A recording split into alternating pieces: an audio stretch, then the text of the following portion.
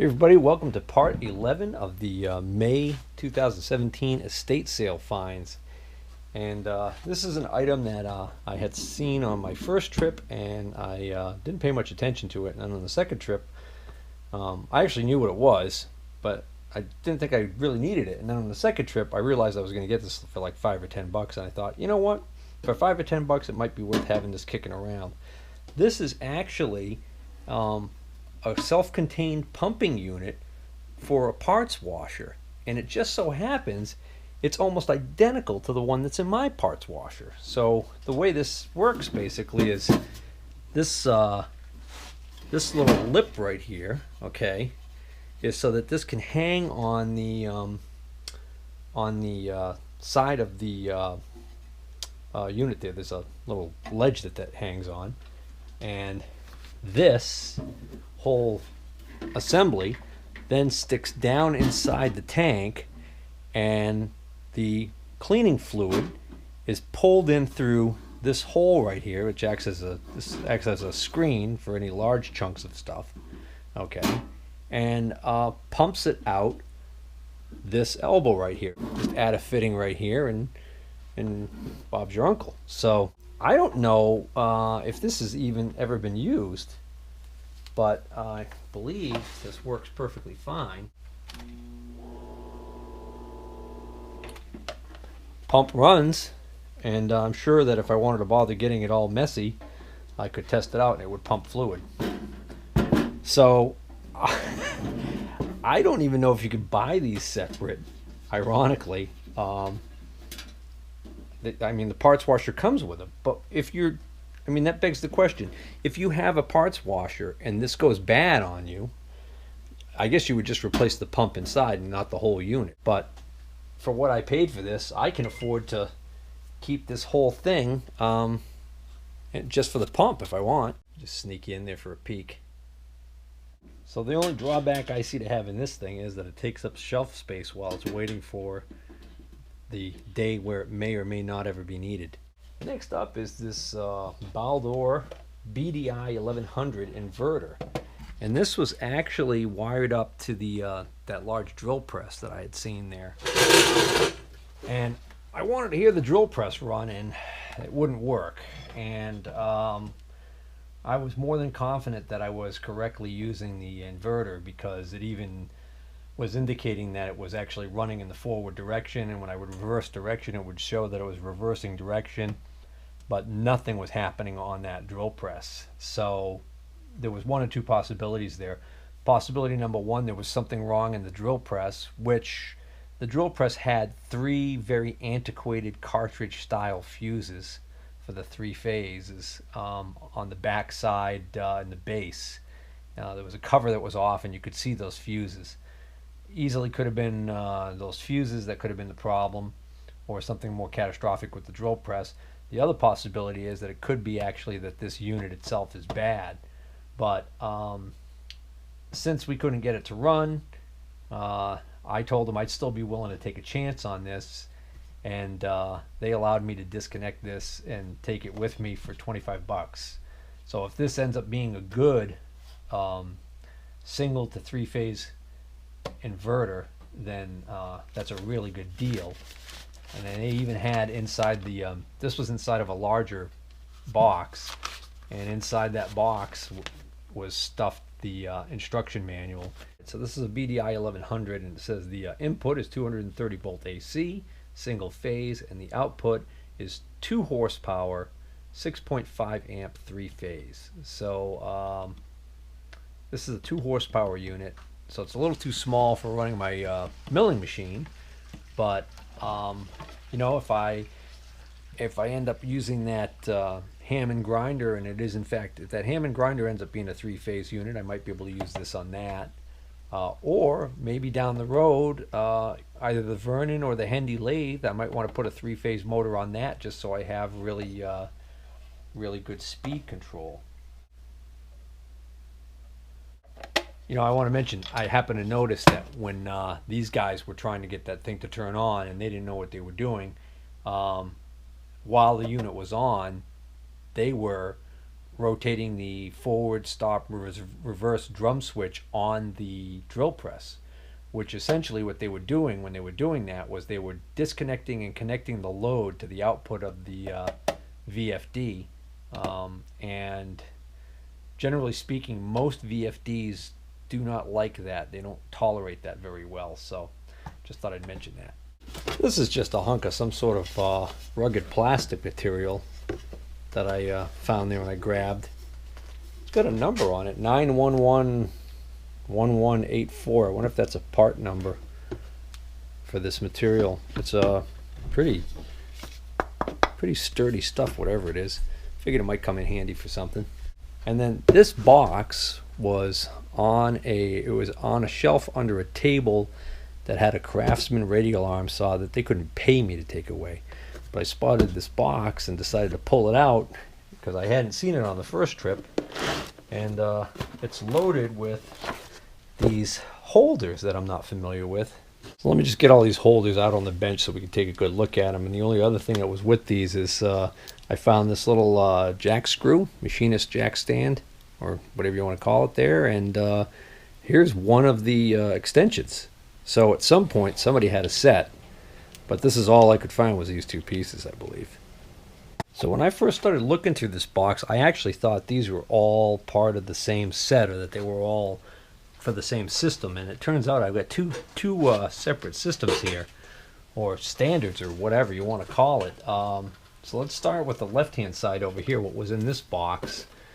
All of these are marked Beaver Tool and Engineering Company.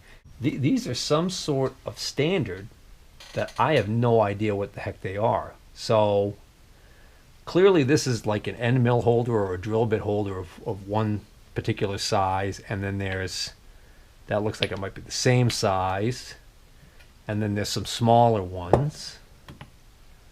Alright, so these are all different like end mill or shank tool holders, but they have this standard. I don't think there's a thread. Yeah, I don't think there's threads down in that hole. Can't really tell.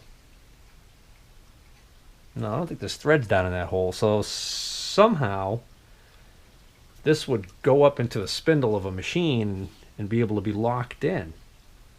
But I don't know what the heck this is. So hopefully somebody out there knows what the heck this standard is. So I got 1, 2, 3, 4, 5, 6, 7 of these style holders, and then obviously to fit the same spindle I have well, this looks like maybe a big, oh, that's another one of these.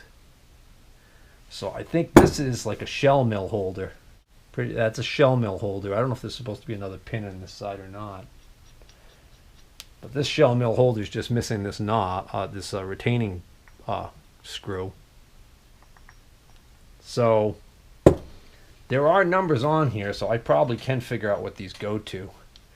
And these are absolutely no use to me. These are going to either end up making somebody very happy online on the internet, eBay or something like that, or they're going to end up just being scrap, unfortunately. But I got them for next to nothing.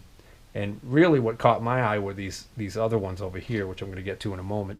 I just found this excerpt from Smithsonian trade catalogs for Beaver Tool and Engineering Company, and the date on this catalog is the 1900s.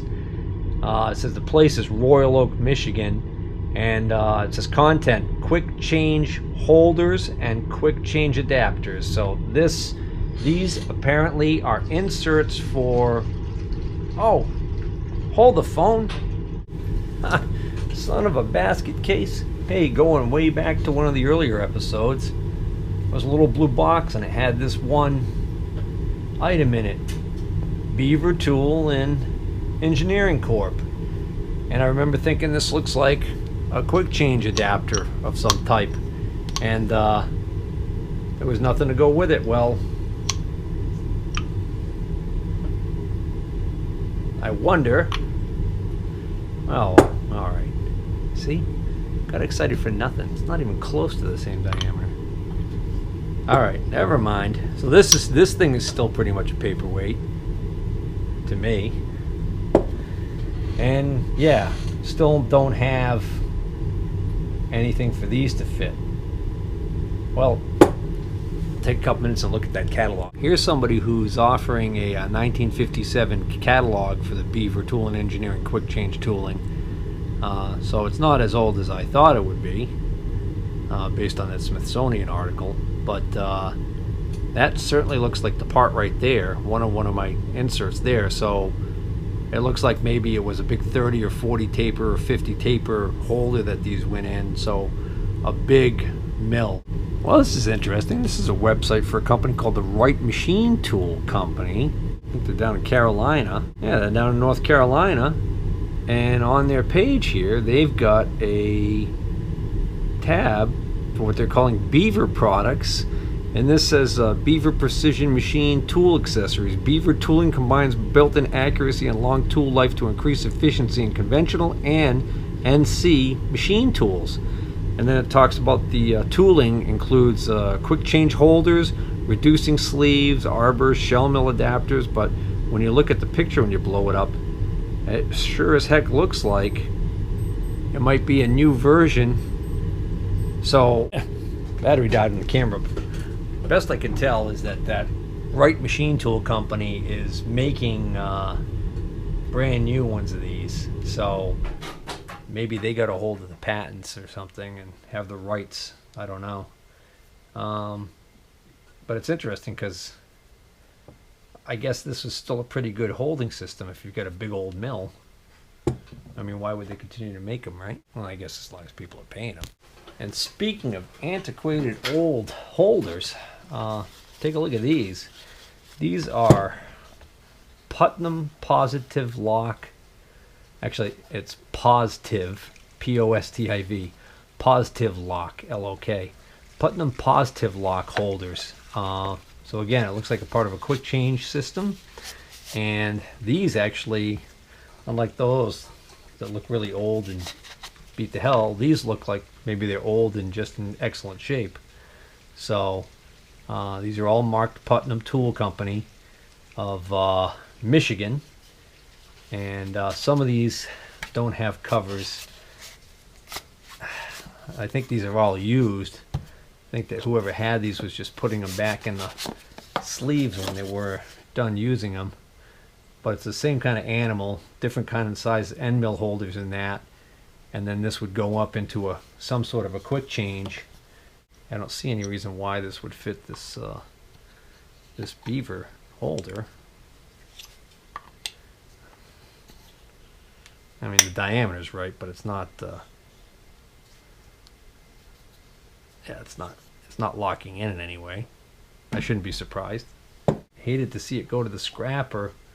Maybe somebody out there has an old mill that's still using this quick change system and wouldn't mind having some extra holders. Who the heck wouldn't want extra holders? Oh, unlike those Beaver ones, we've got some different sizes here. Like this one looks even smaller than everything else. Oh, that's something different. That looks like a reducing sleeve. Well, this says end mill holders. I think maybe that these are all a mishmash of different things. Oh, wait a minute. Look at that. That looks like... This is another Beaver. Boy, look at that one. So that should probably be in the box with the other Beaver stuff. That's another Putnam. There we go. Put that in there. Look at that one. That's a big sucker there. Imagine what that cost when it was new. Probably be lucky to get $10 for it on eBay.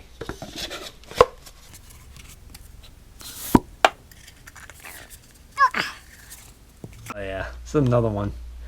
I'm not going to bother taking it out. It's the same as that style there, different sizes, but it's not a